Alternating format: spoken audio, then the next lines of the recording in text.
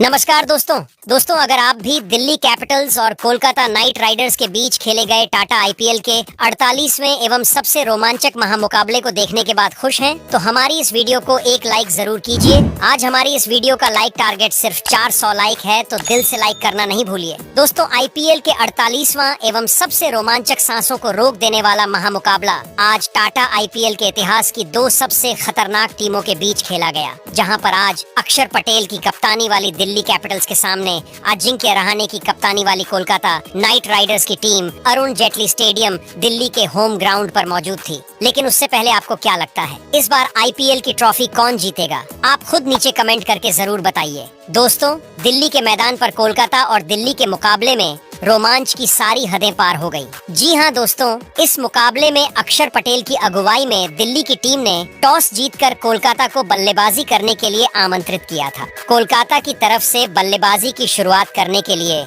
सुनील नारायण के साथ रहमान गुरबाज की खतरनाक जोड़ी मैदान पर उतरी। दोनों बल्लेबाजों के कंधों पर अपनी टीम को अच्छी शुरुआत दिलाने की जिम्मेदारी थी। वहीं दिल्ली कैपिटल्स की तरफ से पहले ओवर में गेंदबाजी करने के लिए आए दुनिया के खतरनाक गेंदबाजों में शुमार मिचेल स्टार्क का स्वागत रहमान गुरबाज ने ओवर की पहले ही गेंद पर शानदार चौका लगाकर किया और चौके के साथ अपनी टीम का खाता खोला। इसके बाद की 4 गेंदों पर मिचेल स्टार्क ने एक भी रन नहीं खर्च किया, लेकिन ओवर की अंतिम गेंद पर गुरबाज ने एक और चौका लगाकर किया। गुरबाज ने अकेले पहले ओवर से 8 रन बटोर लिए। दिल्ली कैपिटल्स की तरफ से दूसरा ओवर लेकर आए दुश्मंथा चमीरा की दोनों बल्लेबाजों ने मिलकर धज्जियां उड़ा दी। सबसे पहले ओवर की पहले ही गेंद पर सुनील नारायण ने खतरनाक छक्का लगाया। दूसरी गेंद पर सुनील ने दौड़कर 2 रन बटोर ली और स्ट्राइक अपने पास ही रखा। दूसरे ओवर की तीसरी गेंद पर सुनील नारायण ने जबरदस्त चौका लगाकर कोलकाता नाइट राइडर्स के स्कोर को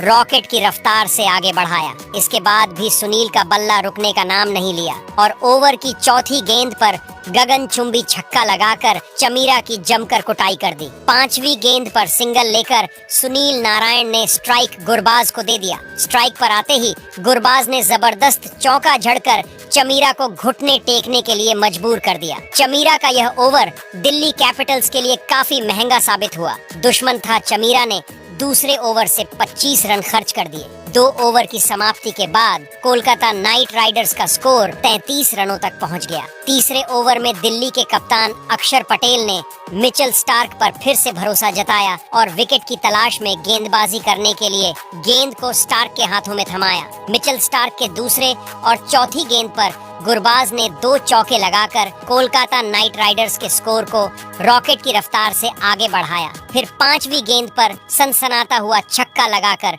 स्टार्क के होश उड़ा दिए। लेकिन जाते जाते मिचेल स्टार्क ने ओवर के अंतिम गेंद पर गुरबाज को अभिषेक पोरेल के हाथों कैच आउट करा के उनको पवेलियन का रास्ता दिखा दिया और अपनी टीम को पहली सफलता दिला डाली। गुरबाज अपनी टीम के लिए 26 रनों का योगदान देकर वापस लौट गए। 3 ओवर की समाप्ति के बाद कोलकाता नाइट राइडर्स का स्कोर 1 विकेट के नुकसान पर 48 रनों तक पहुंच गया। गुरबाज का विकेट गिरने के बाद अब सुनील नारायण का साथ देने के लिए खुद कोलकाता नाइट राइडर्स के कप्तान अजिंक्य रहाणे मैदान पर आ चुके थे। चौथे ओवर में दिल्ली के गेंदबाजी में बदलाव देखने को मिला और कप्तान अक्षर पटेल ने गेंदबाजी करने के लिए तेज गेंदबाज मुकेश कुमार को बुला लिया। आते ही मुकेश शानदार गेंदबाजी का नजारा पेश कर रहे थे। तभी चौथी गेंद पर सुनील नारायण ने जबरदस्त चौका लगाकर कोलकाता के स्कोर को तेजी से आगे बढ़ाया। इसके बाद मुकेश ने शानदार गेंदबाजी किया और चौथे ओवर से सिर्फ 6 रन ही बनने दिया। 4 ओवर की समाप्ति के बाद कोलकाता नाइट राइडर्स का स्कोर 1 विकेट के नुकसान पर 54 रनों तक पहुंच चुका था। अजिंक्य रहाणे 14 गेंद पर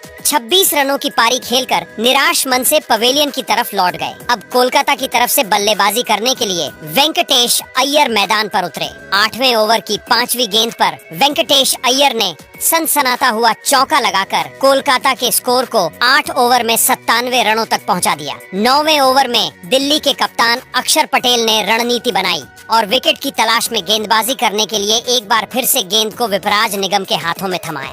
विपराज अपनी गेंदबाजी से दोनों बल्लेबाजों को खूब परेशान कर रहे थे, लेकिन चौथी और पांचवी गेंद पर रघुवंशी ने 2 गगनचुंबी छक्का लगाकर कोलकाता के स्कोर को रॉकेट की रफ्तार से आगे बढ़ाया। दिल्ली कैपिटल्स की तरफ से 10वें ओवर में गेंदबाजी करने के लिए आए अक्षर पटेल की दूसरी गेंद को वेंकटेश अय्यर ने हवा में दे मारा और गेंद सीधा विपराज निगम के हाथों में चली गई। अय्यर अपनी टीम के लिए सिर्फ 7 रनों का योगदान देकर निराश मन से वापस लौट गए। इस तरीके से कोलकाता के तेजी से बढ़ते हुए स्कोर पर ब्रेक लग गया। अय्यर का विकेट गिरने के बाद अंगकृष रघुवंशी का साथ देने के लिए कोलकाता के सबसे खतरनाक बल्लेबाज रिंकू सिंह आ चुके थे।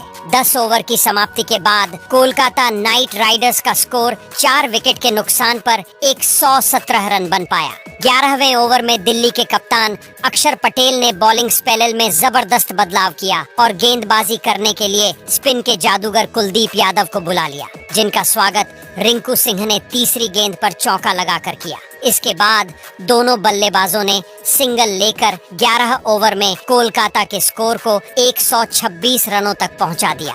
दिल्ली की तरफ से 12वां ओवर लेकर आए विकेट की तलाश में कप्तान अक्षर पटेल। ओवर की शुरुआती 5 गेंद पर दोनों बल्लेबाजों को सिंगल और डबल के साथ ही काम चलाना पड़ा। तभी अंतिम गेंद पर रघुवंशी ने सनसनाता हुआ चौका लगाकर कोलकाता के स्कोर को रॉकेट की रफ्तार से आगे बढ़ाया। 12 ओवर के बाद कोलकाता का स्कोर 136 रन बन पाया। वहीं उसके 4 बड़े बल्लेबाज पवेलियन की तरफ लौट चुके थे। 13वें ओवर में कुलदीप यादव ने अपना असली रूप दिखा दिया और खतरनाक गेंदबाजी करते हुए दोनों बल्लेबाजों को चकमा दे दिया। रिंकू सिंह और अंकुश रघुवंशी को कुलदीप की गेंद बिल्कुल भी समझ में नहीं आ रही थी और वह एक रन बनाने के लिए तरस रहे थे। शानदार गेंदबाजी करते हुए कुलदीप ने अपने इस ओवर से सिर्फ 1 रन ही खर्च किया, लेकिन विकेट निकालने में फेल रहे। दिल्ली की तरफ से 14वां ओवर लेकर आए अक्षर पटेल ने दोनों बल्लेबाजों को पूरी तरीके से बांध कर रखा। दोनों बल्लेबाज अक्षर पटेल के इस ओवर से 5 रन ही जोड़ सके। 15वें ओवर में विकेट की तलाश में गेंदबाजी करने के लिए अक्षर पटेल ने फिर से कुलदीप यादव को भेजा,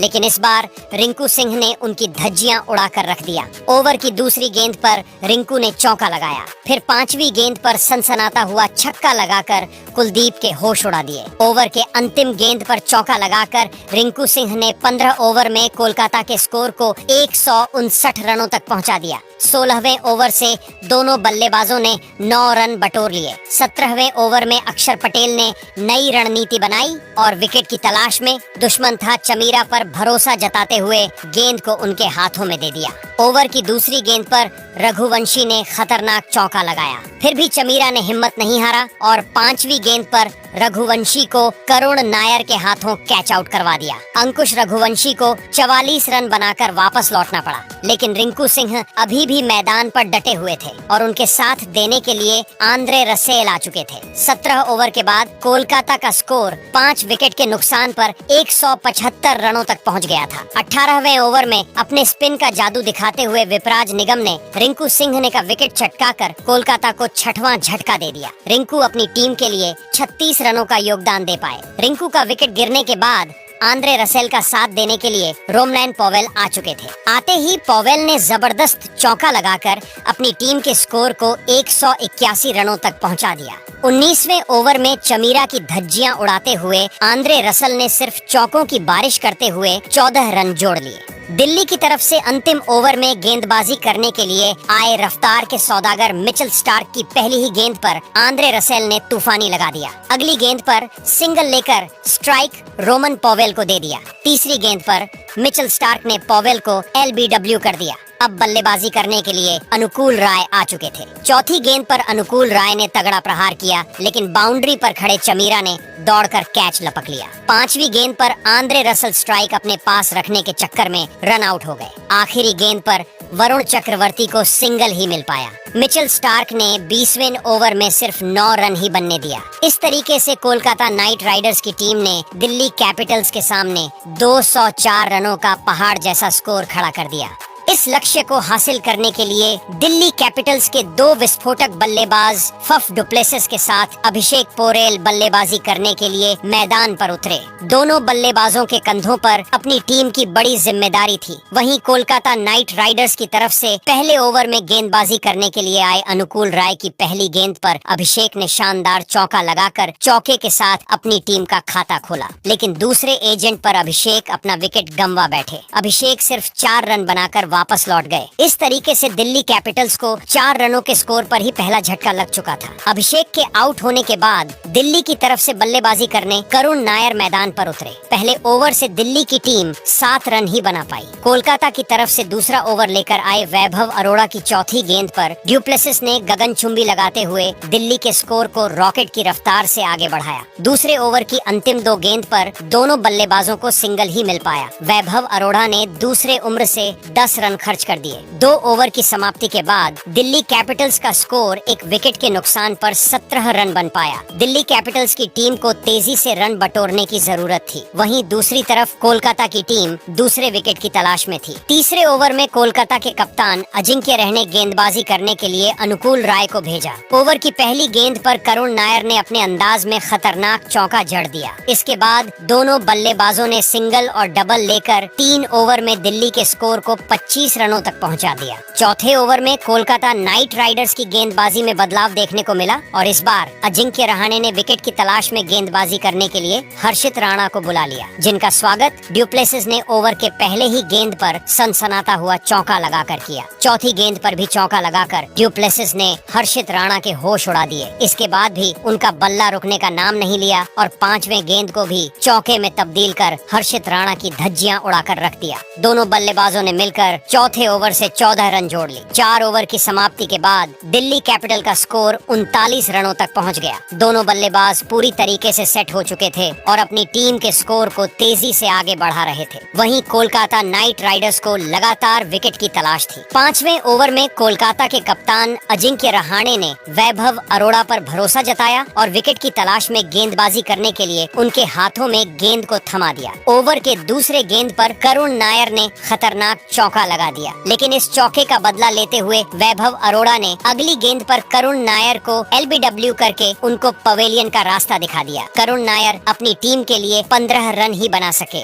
अब डुप्लेसिस का साथ देने के लिए दिल्ली के सबसे भरोसेमंद बल्लेबाज के एल राहुल मैदान पर आ चुके थे। ओवर की 5वीं गेंद पर प्लेसिस ने चौका जड़कर दिल्ली के स्कोर को तेजी से आगे बढ़ाया। 5 ओवर की समाप्ति के बाद दिल्ली का स्कोर 2 विकेट के नुकसान पर 48 रन बन पाया। पावर प्ले के अंतिम ओवर में कोलकाता के कप्तान अजिंक्य रहाणे गेंदबाजी में जबरदस्त बदलाव किया और इस बार स्पिन के जादूगर वरुण चक्रवर्ती को बुला लिया। वरुण अपनी गेंदबाजी से दोनों बल्लेबाजों को खूब परेशान कर रहे थे। तभी ओवर की अंतिम गेंद पर KL राहुल ने सनसनाता हुआ चौका लगाकर दिल्ली के स्कोर को 58 रनों तक पहुंचा दिया। 7वें ओवर की तीसरी गेंद पर मिसअंडरस्टैंडिंग के चक्कर में KL राहुल रन आउट हो गए। KL राहुल अपनी टीम के लिए मात्र 7 रनों का योगदान दे सके और निराश होकर पवेलियन की तरफ लौट गए। राहुल के आउट होने के बाद खुद कप्तान अक्षर पटेल बल्लेबाजी करने के लिए मैदान पर उतरे। 7 ओवर की समाप्ति के बाद दिल्ली कैपिटल का स्कोर 3 विकेट के नुकसान पर 62 रन बन पाया। 8वें ओवर में कोलकाता की गेंदबाजी में बड़ा बदलाव देखने को मिला और अजिंक्य रहाणे ने सुनील नारायण को बुला लिया,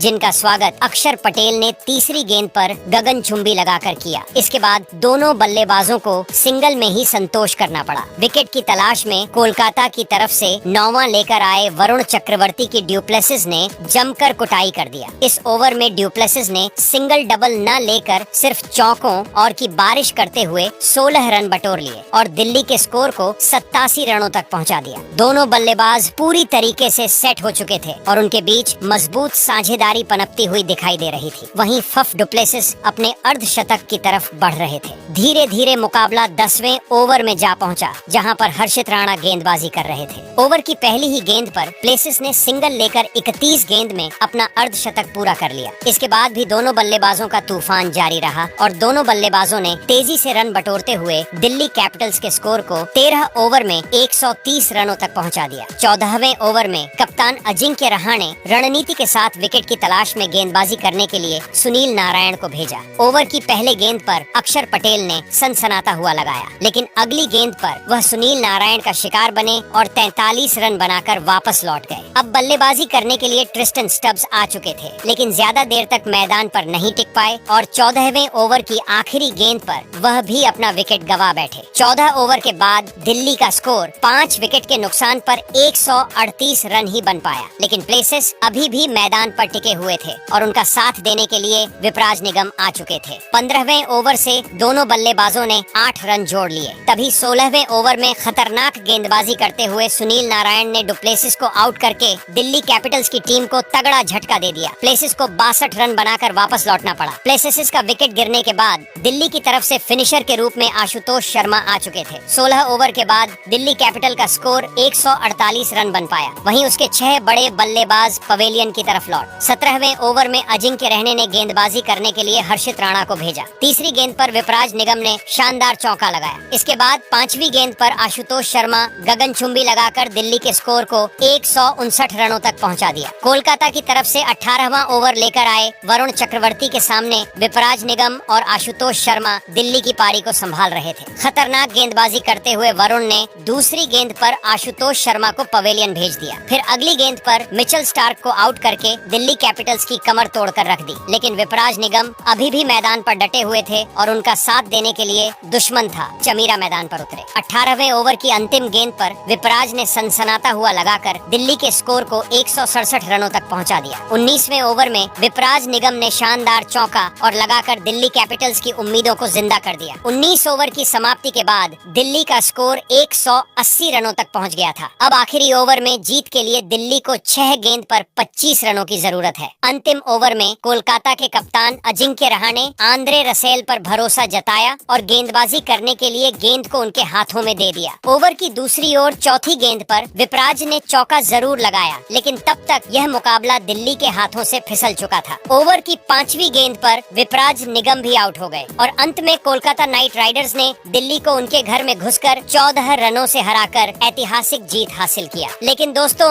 अब आपको क्या लगता है, इस बार IPL की ट्रॉफी कौन सी टीम जीतेगी? आप खुद नीचे कमेंट करके बताइए और ऐसी ही नई नई वीडियो के लिए हमारे चैनल को जरूर सब्सक्राइब करें। धन्यवाद। दोस्तों, KKR की जीत के बाद दिल्ली को लगा बड़ा झटका, पॉइंट्स टेबल में उनकी हो गई बुरी हालत और दोस्तों कोलकाता की टीम के पास बन चुका है मौका। तो आइए दोस्तों जानते हैं कि IPL का 48वां मैच खत्म होने के बाद अब कौन सी टीम के पास कितने प्रतिशत चांस रह गए हैं प्ले ऑन F में जाने के। तो चलिए दोस्तों वीडियो को शुरू करते हैं और जानते हैं इस समय पॉइंट्स टेबल में कौन सी टीम कौन से नंबर पर है। तो दोस्तों शुरुआत करें नंबर 10 से। तो दोस्तों नंबर 10 पे इस समय चेन्नई की टीम है। चेन्नई ने 9 में से केवल 2 मैच जीते हैं। 7 मैच चेन्नई हार चुकी है और दोस्तों चेन्नई की नेट रन रेट 1.302 है और दोस्तों उनके 4 ही पॉइंट है और चेन्नई के अब यहाँ से केवल 5 मैच बचे हैं, यानी कि दोस्तों अपने 5 मैच भी जीत जाती है। तो फिर दोस्तों उनके 14 पॉइंट होंगे और 14 अंकों के साथ प्ले-ऑन में पहुंचना बेहद ही मुश्किल है। ऐसे में दोस्तों चेन्नई के अब यहां से प्ले-ऑन में जाने के चांस मात्र 5% के दिख रहे हैं और इसके बाद 9वें नंबर पर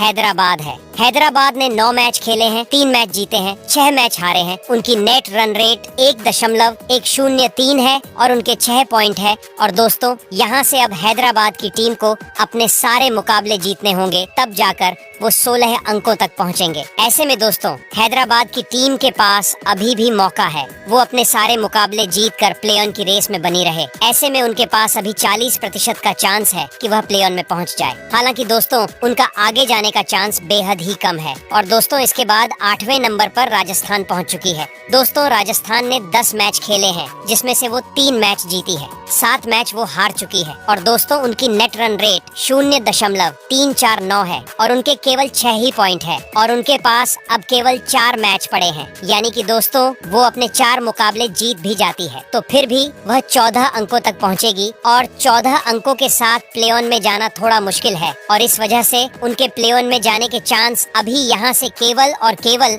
10 से 15% के बीच के दिख रहे हैं। तो दोस्तों इसके बाद 7वें नंबर पर कोलकाता नाइट राइडर्स की टीम है। उन्होंने 10 मैच खेले हैं, 4 जीते हैं, 5 हारे हैं। एक मैच दोस्तों उनकी बारिश की वजह से ड्रॉ रहा था और उनके नेट रन रेट प्लस 0.271 है और उनके 9 पॉइंट है। दोस्तों कोलकाता की टीम के पास अब यहाँ से 4 मैच खेलने को बाकी रह गए हैं और वो 4 के 4 मैच जीतती है तो फिर दोस्तों उनके अब 17 पॉइंट हो जाएंगे और वह प्ले ऑन में पहुँच सकती है। इस वजह से दोस्तों उनको अब अपने सारे मैच जीतने होंगे, तब जाकर उनके पास 50% का चांस है कि वो दोस्तों आईपीएल के प्ले ऑन में अपनी जगह पक्की कर पाए। ऐसे में दोस्तों क्या केकेआर की टीम अपने सारे मुकाबले जीत पाएगी, ये देखने वाली बात होगी। तो दोस्तों 6ठे नंबर पर लखनऊ है। दोस्तों लखनऊ ने 10 में से 5 मैच जीते हैं, 5 मैच हारे हैं। उनकी नेट रन रेट 9.325 है और उनके 10 पॉइंट हो चुके हैं। और दोस्तों लखनऊ की टीम को अब अपने बचे हुए चारों के चारों मैच जीतने होंगे, तब जाकर वह 18 पॉइंट्स तक पहुंच पाएगी, तब जाकर उनका प्ले ऑन में जाने का चांस बनेगा। वरना दोस्तों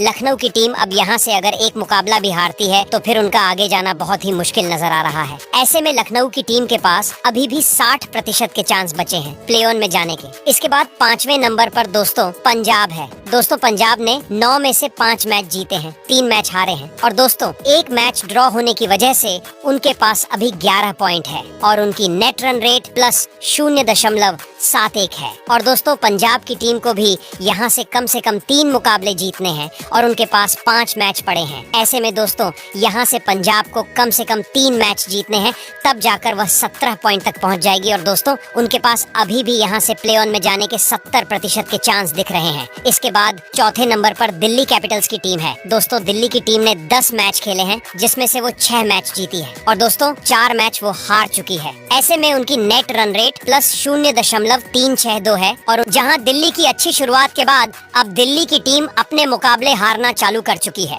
और इस वजह से उनके पास अभी 4 मैच है खेलने को। अगर वह 4 में से अब 3 मैच नहीं जीती तो फिर दोस्तों उनके लिए थोड़ी मुश्किल हो सकती है। ऐसे में दिल्ली के पास अभी भी 70% चांस है कि वह प्ले ऑन में अपनी जगह पक्की कर ले, लेकिन अब दिल्ली की टीम को अपने आने वाले मुकाबलों में जीत दर्ज करनी होगी, वरना दिल्ली की हालत अब बुरी भी हो सकती है। इसके बाद तीसरे नंबर पर गुजरात टाइटंस है। दोस्तों गुजरात ने 9 में से 6 मैच जीते हैं, 3 मैच हारे हैं। उनके नेट रन रेट प्लस 0.778 है और उनके 12 पॉइंट है। जी हाँ दोस्तों गुजरात की टीम के पास अभी भी 5 मैच हैं और वह 5 में से अगर 2 मैच जीतती है फिर भी 16 अंकों तक पहुंच जाएगी। ऐसे में दोस्तों गुजरात की टीम के पास अभी पूरा मौका है प्ले ऑन में जाने का। ऐसे में उनके पास अभी यहाँ से 90% के चांस है प्ले ऑन में जाने के। इसके बाद दोस्तों दूसरे नंबर पर मुंबई इंडियंस की टीम है। दोस्तों मुंबई ने 10 में से 6 मैच जीते हैं, 4 मैच हारे हैं। उनकी नेट रन रेट प्लस 0.879 है और उनके 12 पॉइंट है और मुंबई के पास अभी 4 मैच हैं, यानी कि 4 में से वो 2 मैच जीतती है तो फिर 16 अंकों तक पहुंचेगी और 16 अंकों के साथ वो प्ले ऑन में पहुंच सकती है। इस वजह से उनके प्ले ऑन में जाने के चांस अभी 80% के दिख रहे हैं। और दोस्तों इसके बाद सबसे ऊपर आरसीबी की टीम है। दोस्तों आरसीबी की टीम ने 10 में से 7 मैच जीत लिए हैं, 3 मैच वह हारी जरूर है, लेकिन उनके नेट रन रेट प्लस 0.521 है और दोस्तों उनके 14 पॉइंट हो चुके हैं, यानी कि दोस्तों आरसीबी की टीम अब केवल 2 जीत दूर है और उनकी दोस्तों प्ले ऑन की टिकट पूरी तरह कंफर्म हो जाएगी। ऐसे में दोस्तों आरसीबी की टीम के भी 99% चांस है कि वह प्ले ऑन में अपनी जगह पक्की कर लेगी। ऐसे में दोस्तों यह रहा आईपीएल का अब तक का लेटेस्ट पॉइंट्स टेबल।